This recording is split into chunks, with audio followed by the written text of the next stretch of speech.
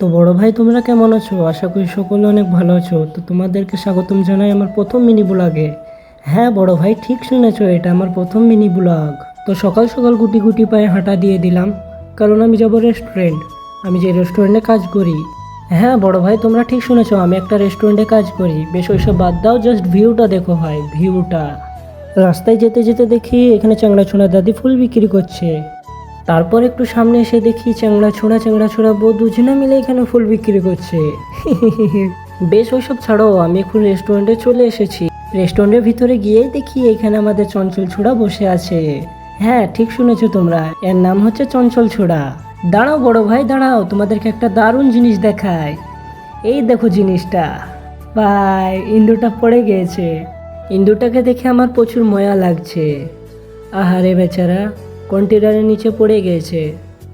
আর এদিকে আমার বেটা ইন্দুরটাকে দেখে প্রচুর হাসছে। যাই হোক, তোমরা ব্লগটা কন্টিনিউ করো, আমি আমার কাজগুলো করে নিই। তো কাজ শেষে দেখি আমার বেটা আমাদের জন্য ম্যাগি বানাচ্ছে। হ্যাঁ আমার বেটা এটা।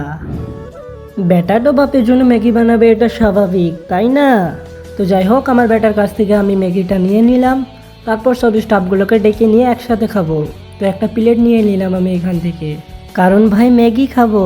তো আমি যতটা খাবো ততটা আমার প্লেটে আমি নিয়ে নিলাম। তারপর ভাই ফটাকসে এসে ফ্যানটা চালিয়ে দিয়ে খেতে বসলাম। তো এখানে ভাই তোমরা খালি দেখো, আমার চ্যাংড়া বন্ধুর খাওয়া দেখো, একবারে রাক্ষসের মতন খাচ্ছে গো। তো আমার ভাই খাওয়া শেষ করেই চলে আসলাম আয়নার সামনে, নিজে শাহরুখ খানের মতন চেহারাটা দেখতে। তো বড় ভাই তোমরা খালি একটা জিনিস দেখো, আমার বেটার ইউটিউব চ্যানেলে কতগুলো সাবস্ক্রাইবার। আরে দেখতে হবে তো কার বেটা।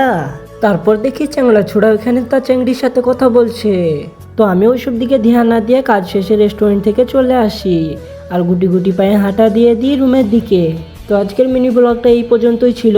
তো এরকম মিনি ব্লগ প্রতিদিন দেখতে চাইলে আমাকে ফেসবুকে ফলো করতে পারো, অথবা ইউটিউব চ্যানেলটা আমার সাবস্ক্রাইব করতে পারো। তো দোয়া ও ভালোবাসা রইল সবার প্রতি। আল্লাহ হাফেজ।